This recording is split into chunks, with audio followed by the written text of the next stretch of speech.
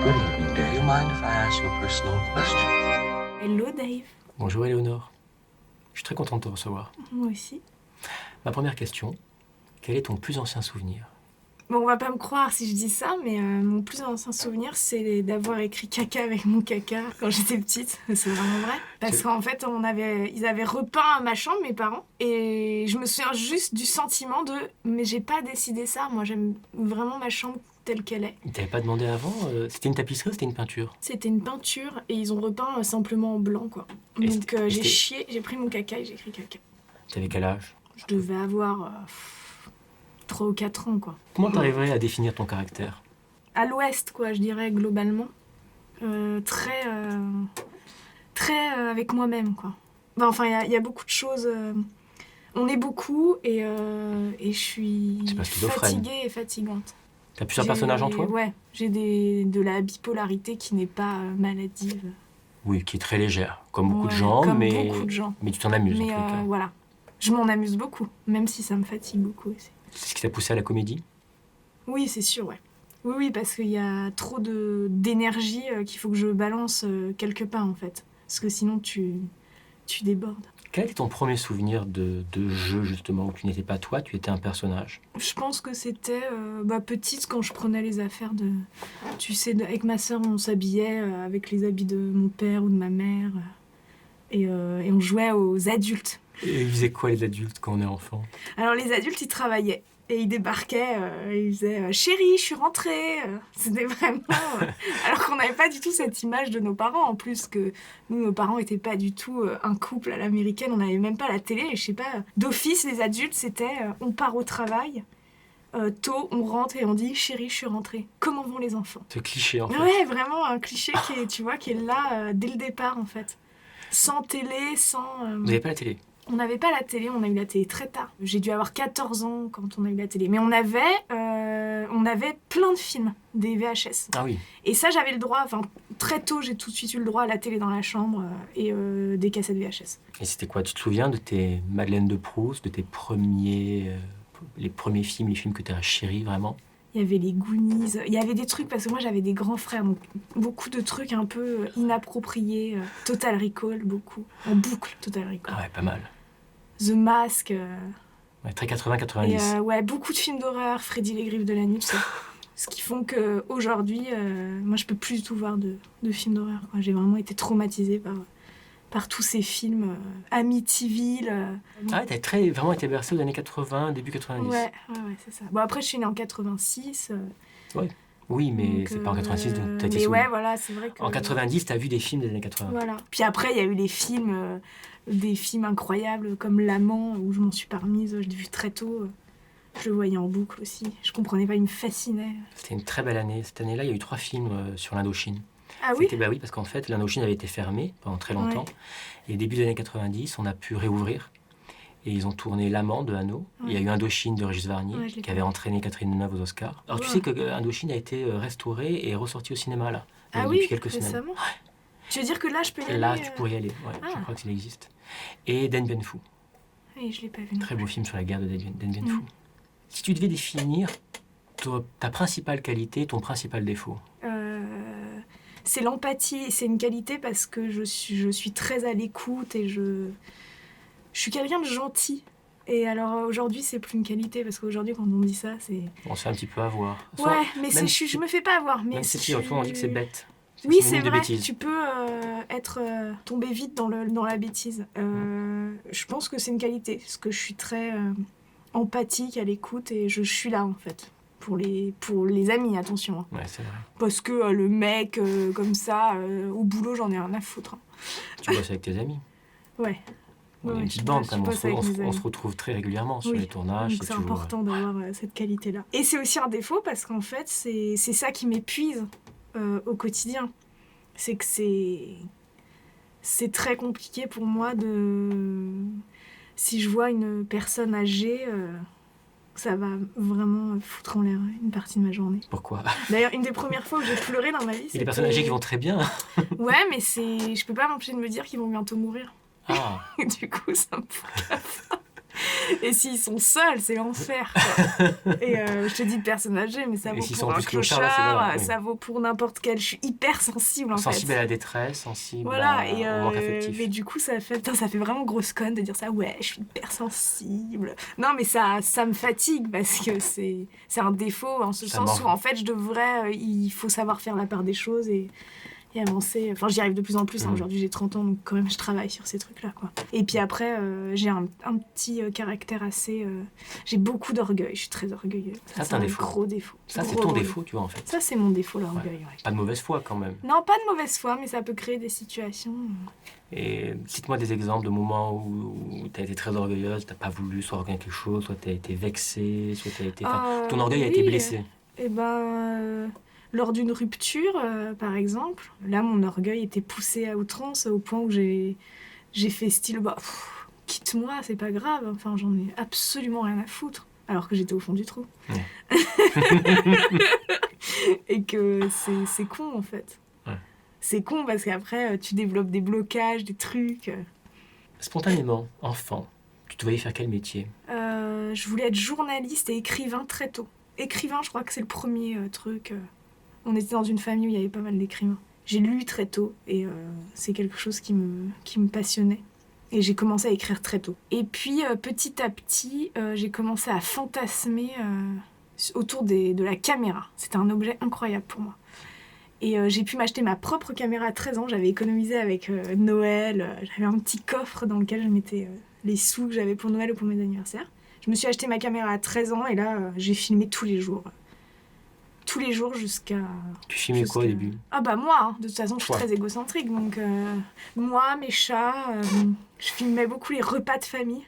Mais en général, je posais la caméra et je parlais. Je disais, salut nous sommes en 93 J'ai encore tous ces trucs-là. Ah. Donc je demandais à ma sœur de me filmer et je faisais des défilés de mode.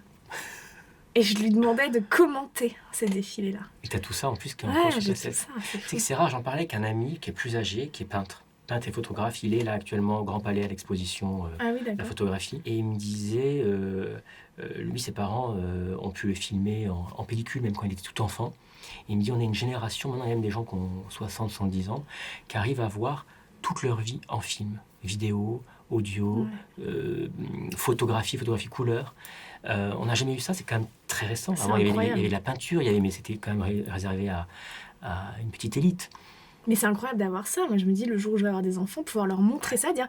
moi, à chaque fois, je disais à ma mère, mais comment t'étais quand t'avais Ouais, 10 exactement. ans? Voilà. Je vais pouvoir dire, non seulement tu vas me voir physiquement, mais tu vas me voir parler, tu vas voir la voix que j'avais. Tous tes sens vont piger, en fait, qui j'étais. Je trouve ça fou. Dans le monde, pas trop tôt. Pas trop tôt, parce que ça sera amusant qu'ils Ouais. aient du recul. Oui, puis il faut qu'ils que soient même ça plus âgés. vienne d'eux. Voilà, mais c'est vrai que ça, je pense que c'est une richesse. C'est assez chouette, quoi. Ouais. Il faut avoir ça. Tu es heureuse actuellement? Ouais, je suis assez heureuse, ouais. C'est récent. C'est récent. Ouais. Est-ce que c'est un bonheur qui tu penses va être constant, ou c'est juste dû à un événement, à quelque chose? J'espère que ça va être constant, parce qu'en fait, c'est quelque chose que je travaille comme tous. Hein. C'est que j'ai eu des phases très compliquées et qu'il y a un moment, j'ai dit stop. J'ai dit, en fait, là, il va falloir... Compliqué à cause de quoi? Compliqué parce que je suis une personne un peu névrosée, compliquée, hyper dépressive à la base, donc ça a été très compliqué de gérer ça avec la jeunesse. J'ai commencé très tôt toutes ces conneries à 16 ans, donc j'ai été très vite plongée dans un monde très adulte. J'ai pas eu d'adolescent, j'ai pas eu tout ça, et voilà un peu... j'ai mis beaucoup de temps à grandir aussi. Je suis encore très, très enfant, il y a plein de choses que j'ai pas compris, mais j'ai compris en tout cas que c'était un taf en fait au quotidien. Mais c'est fatigant, des fois j'ai envie de dire oh mais merde quoi, donnez-moi des clopes, donnez-moi du whisky et allez tous vous faire foutre. Mais T'en es fumé, tu m'as dit. Ouais. Tu fumes plus depuis un an. ouais, depuis Ça a un été moment. dur? Ouais, ça a été super dur. Et ça a coïncidé en fait avec la vraie crise de la trentaine. Je pensais que c'était un cliché ce truc-là, et ça a été mais fou quoi, j'ai jamais vécu un truc pareil. Ah ouais. Je suis passée par tous les clichés quoi. Et c'est quoi le cliché? Parce qu'on parle beaucoup effectivement, l'ado, et puis après les 40 ou les 50 ans. Mais c'est quoi celle des 30 ans? Ouais, celle des 30 ans, pour moi, c'est vraiment le moment où tu dis oh, j'accepte de plus être un enfant et j'accepte d'être adulte sans trop flipper. Et je prends conscience que vraiment que je suis mortelle, que tiens, je commence à avoir envie d'avoir des enfants aussi. Et donc, l'arrêt de la clope faisait partie aussi de tout ce délire-là. J'ai commencé à manger bien, j'ai commencé à faire attention à moi, j'ai commencé à courir 20 km pour le plaisir. Avoir une vie vraiment chouette, somme toute. Et j'avais très envie je suis restée seule pendant très longtemps. J'avais très envie de pas être dans un truc, de pas être amoureuse, d'être amoureuse de moi-même en fait. Ouais, c'est une année où j'ai essayé d'être amoureuse de moi. Et de me dire, tiens, qu'est-ce que j'ai envie de faire, moi, naturellement, spontanément, sans m'occuper de personne d'autre que moi. Donc j'ai fait que des trucs pour moi, je suis partie en voyage seule, alors que je suis phobique de l'avion, phobique de tout, je suis phobique de tout, quoi. T'es partie où ? Je suis partie en Écosse, j'ai pas trop pris de risques, mais j'ai loué une voiture, je me suis fait la conduite à gauche. C'était honteux, j'étais sur les routes, j'étais putain, mais c'est incroyable, j'ai loué la voiture toute seule. Tout le monde se fout de ma gueule parce que je sais pas parler anglais, et en fait... j'ai réussi, quoi. En fait, j'ai fait tout ce que je pensais ne pas pouvoir faire. C'est ça la crise de la trentaine, en fait. C'est sortir de l'image qu'on te donne de toi, que tes parents t'ont donné de toi. Mes parents, je suis un peu... Pas que tes parents aussi, c'est tout. Tes amis, la société. Exactement. Et c'est là, c'est de me dire, mais en fait, je suis pas ça, donc qui je suis en vrai ? En fait, pourquoi je suis pas forcément la fille qui fume 2 paquets de clopes par jour Alors justement, quelle était cette image que les autres ou tes parents pouvaient avoir de toi et qu'est-ce qui a changé ? Il y a le côté clopeuse, ça c'est fini. Ouais, il y a le côté clopeuse, le côté hyper angoissé, névrosé, insomniaque. C'est le côté très sensible, c'est-à-dire que s'il y a un problème dans la famille, on ne le dit pas à Lolo, parce qu'on ne sait pas comment elle va réagir. Ouais, hyper sensible. Et c'est une chose qu'on m'a fait, j'ai remarqué aussi après avec le recul, on m'a caché beaucoup de choses. On t'a protégé. On m'a protégé. Des petits trucs tout bêtes. J'ai appris dernièrement, mais c'est tout con. Ma chatte avait été enceinte quand j'étais vraiment petit. Et ça s'était très mal passé. Elle avait mangé un des enfants qui était un peu bizarre quand il est né. C'était un carnage de sang, c'était horrible. On m'avait tout caché, tout nettoyé. Le lendemain, il y en avait 2 qui étaient dans le petit panier. Tout était beau, elle avait accouché dans la nuit. Tu vois. Des trucs tout bêtes. C'est joli comme c'est mignon ça. Ou aussi protégé d'annonces de décès. Ouais, ça, ouais. On me l'a dit plus tard. Ouais. On a attendu que je sois revenu de Paris, que je sois rentré à Avignon pour pas que je sois seul, tu vois. Ouais, voilà, moi c'est ça aussi plutôt. Mais en même temps, moi ça a été frustrant parce que j'ai l'impression qu'en étant protégé, j'ai pas vécu ces moments aussi. Exactement. J'étais à côté. Ouais, exactement, t'es à côté, tu te sens complètement exclu. Tu dis, mais attends, pourquoi moi j'ai ma sœur, qui est ma petite sœur en plus, mais qui est considérée comme ma grande sœur, parce qu'elle doit s'occuper de moi. C'est elle qui me faisait à manger, voilà, mais surcouvée, quoi. Je me dis, mais alors elle a le droit, elle est considérée comme une adulte depuis toujours, et moi, c'est l'enfant. Mais ce qui doit être dur pour elle aussi, Bien sûr, ah oui, elle a, d'ailleurs, c'est à mon avis beaucoup plus dur pour elle d'avoir tout assumé, je la trouve incroyable. C'est souvent le cas des aînés qui disent, mais merde, j'en ai marre de pas avoir été enfant. Ouais, c'est ça. Même si elle est plus jeune, elle a été ton aînée. C'est même pas elle qui a décidé, c'est qu'on lui a dit, tiens, c'est ta grande sœur, mais visiblement... c'est un peu plus compliqué pour elle, les étapes de la vie, donc tu vas t'occuper d'elle. Et voilà, à 30 ans, c'était comment moi je suis, comment je me perçois. Est-ce que je suis vraiment tout ça ? Et il y a des trucs, oui, c'est vrai. Mais il y a beaucoup de choses, en fait, qui sont fausses. Comment tu te vois plus tard ? Dans 10, 20 ans ? J'aimerais bien continuer à me marrer, quoi. À rire de tout. J'aimerais avoir des enfants. Ouais, j'ai super envie d'avoir des enfants. Je pense que ma vie sera plus orientée. Et d'ailleurs, je pense que je serai plus zen. Enfin, j'aurai d'autres soucis, mais je pense que t'es moins sur ta petite personne aussi. T'es moins sur ta personne, t'es moins focalisé sur toi. C'est ça. Parce que ce qui nous tue, c'est ça, moi, c'est mon ego qui est surdimensionné. Et tout le temps rire, tu dis. Tout le temps rire, pouvoir t'amuser. Oui, tout le temps, me marrer, quoi. Et tu sens que c'est difficile de pouvoir garder cette légèreté, Ouais, c'est compliqué parce que parfois, on se laisse un peu envahir par... C'est compliqué actuellement, peut-être aussi. Ouais, actuellement, c'est un peu dur, moi, je trouve. Si je ris pas une fois par jour, je suis pas très, très satisfaite de ma journée, quoi. Et c'est pour ça que je fais ce boulot. C'est parce que je me marre tous les jours. Enfin, c'est incroyable. Je me lève le matin, je me marre. Les gens rient beaucoup moins en ce moment, quand même. Ouais, les gens... Puis il y a plus de fou rire, il y a plus de fou rire, quoi. Il y a plus de rire aux larmes, il y a plus de... À quoi t'expliques ça ? De façon collective, peut-être, pas personnelle, mais collectivement. Il y a un petit découragement, là, j'ai l'impression. Je trouve que les gens baissent un peu les bras. Il n'y a plus trop d'efforts, il y a... Fataliste. Ouais, fataliste. les gens sont un peu démoralisés, mais il y a de quoi, mais en même temps, il y a vraiment de quoi rire, quoi. Regarde Trump, tout le monde était là, oh bouh, j'ai pleuré toute la journée, mais est-ce qu'il faut pas rigoler un peu de ça? Franchement. Non, mais il faut vraiment rigoler. Ça peut être monstrueux, ça peut être marrant. Parce qu'on peut rien C'est qu'on a, faire, on a quand même un grand clown qui dirige le plus grand pays du monde. On est complètement d'accord, mais qu'est-ce que tu veux faire? Bon, ces idées sont un peu rances, sont un peu violentes. Oh. Mais... Donc tu es une pro-Trump. Tu comprends. Non, mais tu vois ce que je veux dire, c'est un exemple parfait pour dire que, bon, il faut être un petit peu plus léger, je crois. Parce que vraiment, on n'est pas grand-chose, donc marrons-nous. Tu vois, ça, au moins, il nous reste ça. Et les enfants pour soigner son ego. Et les enfants pour soigner son ego. Pour détruire son ego. Et puis pour te faire marrer aussi, hein, parce que j'espère bien qu'ils seront marrants. Ça, tu fais. T'imagines, ils n'ont aucun second degré, quoi. J'en connais, hein, dans les deux sens, tu sais, les parents chiants qui ont les enfants super drôles et l'inverse aussi. C'est-à-dire des parents méga drôles et en fait les enfants sont d'un sérieux c'est horrible. Rasoir. C'est pire pour moi que d'avoir un enfant moche, tu sais. Un enfant pas drôle, c'est vraiment horrible. C'est pire que l'enfant moche, exactement. Quand as-tu chanté pour la dernière fois? Ah bah hier. Avec des gens, seul? Non, seul. Dans quelles circonstances? En général, c'est le soir, avec un petit verre de vin, où je suis peinard. J'attends, en général, c'est quand c'est dans des transitions d'activité, quoi. C'est soit j'attends quelqu'un, ou soit entre une séance d'écriture et un rendez-vous où je dois partir pour me détendre, quoi. Tu te souviens ce que tu as chanté? Ouais, c'était Elephant oui. De Damien Rice. D'accord. Hyper dur. Pas facile à... Ouais. As-tu des habitudes, des rituels? Ouais, le matin. J'ai mes rituels du matin. Où café direct, quoi. Qui a dû être remplacé d'ailleurs ce rituel, parce que normalement c'était clope. Ouais. Enfin, tu sais, c'était vraiment... Je tâte, je prends le paquet, j'allume ma clope. Maintenant, c'est café et sport direct.